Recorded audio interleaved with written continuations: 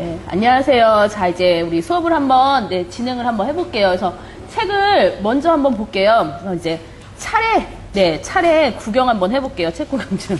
자, 차례 한번 봐주세요. 보시면 이제 국어는 맨 앞쪽에 페이지 한 7쪽 정도 한번 보세요. 이제 우리가 수업할 이제 내용들이에요. 그래서 처음에는 이제 문학 파트가 있고요. 그 다음은 비문학이라고 해요. 그래서 문학이 아닌 장르들을 말해요. 비문학은. 그 다음에 이제 세 번째는 이제 문법 이렇게 나와요. 그래서 실제로 시험에 출제되는 순서는 1번부터는 문법 문제가 나와요. 1번부터 한 5, 6문제는 이제 앞면은 거의 문법 문제가 나오고요. 그 다음에 이제 그 뒷면부터는 문학 파트. 그리고 이제 비문학이 한두 문제 정도 나와요. 그래서 문법하고 문학 합쳐서 거의 한 50 내지 60% 이상 문제가 출제되고요. 그 다음에 이번에 이제 비문학 파트에서는 사실 이걸 비문학으로 보긴 좀 그렇지만 전기문 하나 나왔어요. 그 다음에 이제 문법에서는 그동안 골고루 다 나오다가 올해 이제 처음으로 이제 또 출제된 건 이제 외래어 표기법. 그래서 이제 골고루 이제 공부를 하실 거예요. 그래서 이제 처음부터 이제 문학 파트부터 먼저 한번 들어가 볼게요. 자, 페이지 11쪽 한번 볼게요. 자, 이제 우리가 이제 문학 페이지 11쪽의 문학.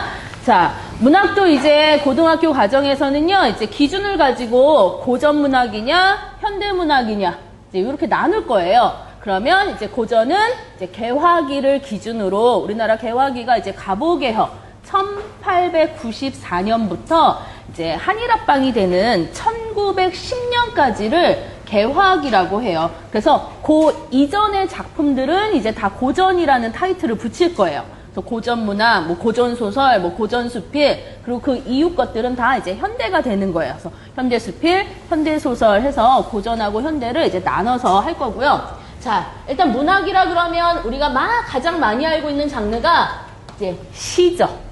시가 이제 문학이고요. 그 다음이 소설.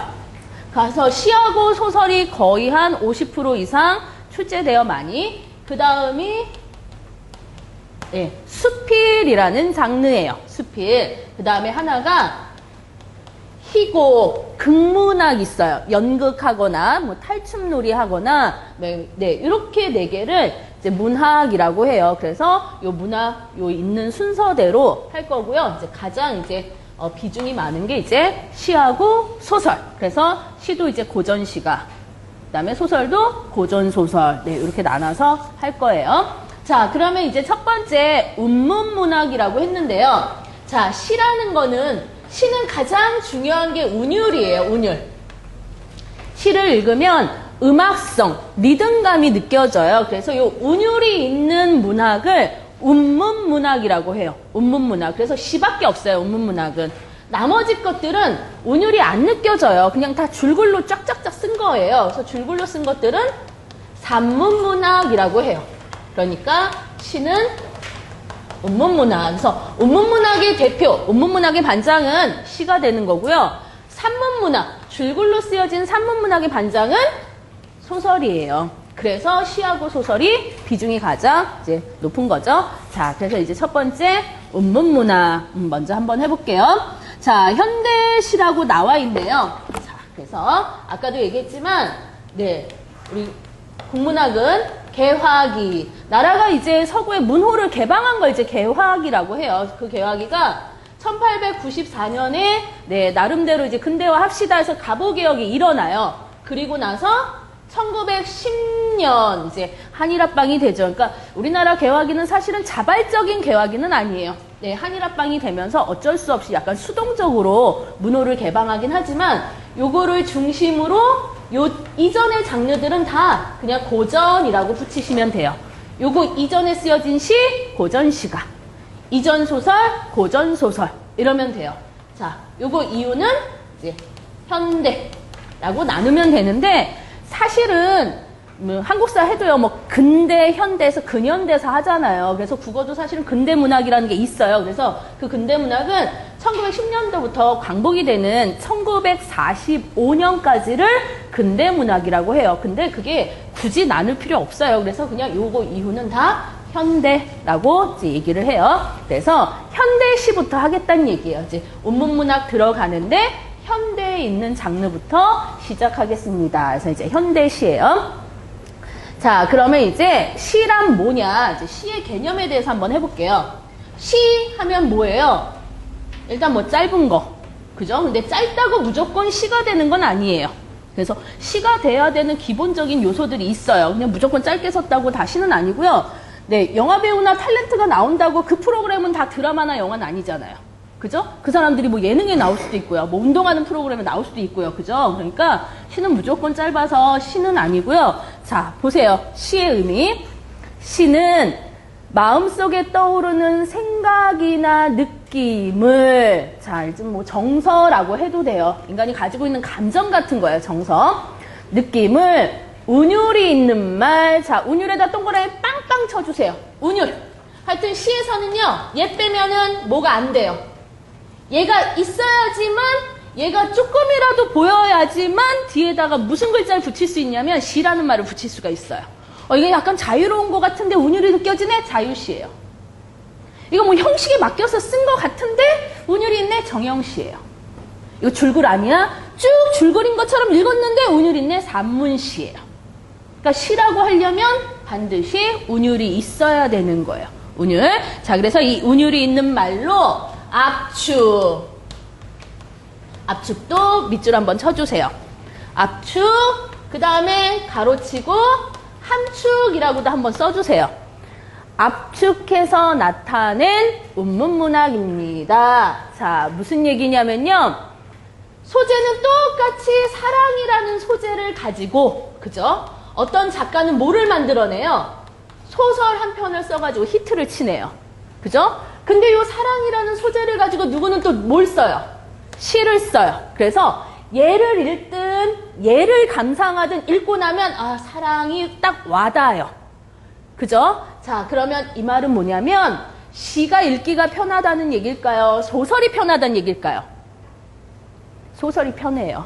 왜요? 소설은 기본적으로 그냥 책 한 권 된다고 봅시다. 이거 끝까지 다 읽고 나면 아, 둘이 너무 사랑했구나. 알아요. 어떻게 알아요? 책에서 정말로 친절하게 설명 다 해주거든요. 얘네가 무슨 얘기를 했고 어디서 뭐 차를 마시고 어디를 뭐 여행을 다니고 뭐 만났다 헤어지고 뭐 이런 얘기가 세세하게 다 나와요. 근데 시는 세세하게 안 나오죠? 말도 어떨 땐 짧게 끝나잖아요. 그 떠남 뭐 이런 식으로 말도 되게 짧게 끝나는데 사랑이 느껴진다고요. 그거는 왜 그럴까요? 소설로 쭉쭉 길게 풀어서 쓴 거를 시 안에다 어떻게 했기 때문에요? 압축이에요. 네, 요새 좀 컴퓨터 좀 하시면 용량 많은 거 다운받으면 일단 어떻게 해서 다운받아요? 뭐 있잖아요. 압축 파일 같은 걸로 다운받잖아요. 그래 놨다가 보려면 그거 풀잖아요. 풀면은 확 이렇게 내용 다 나오잖아요. 마찬가지예요. 그래서 그러니까 소설로 쓸 거를 시로 쓸 때는 시 안에는 막 장황하게 얘기를 하지 않는다는 거예요. 압축을 하죠. 자, 압축을 하려면, 자, 보세요. 우리가 소설 같은 경우는 읽으면 그냥 우리가 일상에서 다 해석되는 내용들로 다 나와요, 사실은. 근데 시는 읽다 보면, 아, 도대체 눈물은, 그죠? 눈물, 시에서 눈물이 나와요. 근데 우리가 아는 눈물은 뭔가 슬퍼서 여기서 흘리는 눈물방울 뚝인데, 시에서는 또 그런 의미가 아닐 수도 있어요. 다른 의미로 눈물이 쓰일 수도 있어요. 어머니는 눈물로 진주를 만드신다. 그때 눈물이요. 그럼 그때 엄마가 흘리는 눈물은 진짜 여기서 액체방울로 딱 흘리는 눈물이었는데 그 엄마가 그 눈물로 뭐가 된 거예요? 그 엄마의 눈물은 진주가 됐으니까 이 엄마 어디 나가야 돼요? 세상에 이런 일이. 이런 데 나가야 돼요. 아니면 서프라이즈 이런 데 나가야 돼요. 엄마가 눈물을 흘렸는데 눈물방울이 진주가 됐대요. 이제 정한모의 시인데요. 어머니는 이 눈물로 진주를 만드신다. 그래서 아무리 생각해도 일상적으로 말이 안 되는 내용이에요. 그래서 도대체 눈물하고 진주가 뭘까 하고 사전을 막 찾아보죠. 사전 찾으면 제가 아까 얘기했던 그대로예요. 뭐 눈에서 나오는 액체방울이다. 진주는 뭐지? 조개 껍데기에 뭐 이런 거예요. 아무리 생각 엄마가 눈물로 진주 이 엄마 희한하네 이러면 안 되고요. 시니까 이 눈물 안에 많은 내용을 집어넣은 거예요. 자, 엄마들 특히 부모들이 흘리는 눈물은 대부분 어떤 눈물이에요? 주식 실패해서? 이런 눈물 아니고 뭐예요? 다 자식 잘 되라고 흘리는, 그죠? 자식을 위한 희생, 사랑, 그죠? 이런 눈물이에요. 근데 사전 아무리 찾아도요, 눈물에 부모가 자식을 흘리는 희생, 사랑, 정성 이런 의미는 안 나온다고요, 사실은. 의학적으로만 딱 나오겠죠. 그러면 이때 말하는 진주는 뭐예요? 조개 껍데기 진주 그건 아니고요. 진주는 소중하고 가치 있는 게 되는 거예요. 그러니까 부모가 흘린 눈물로 인해서 누가 소중하고 가치 있는 존재가 된다고요? 누가요? 자식이.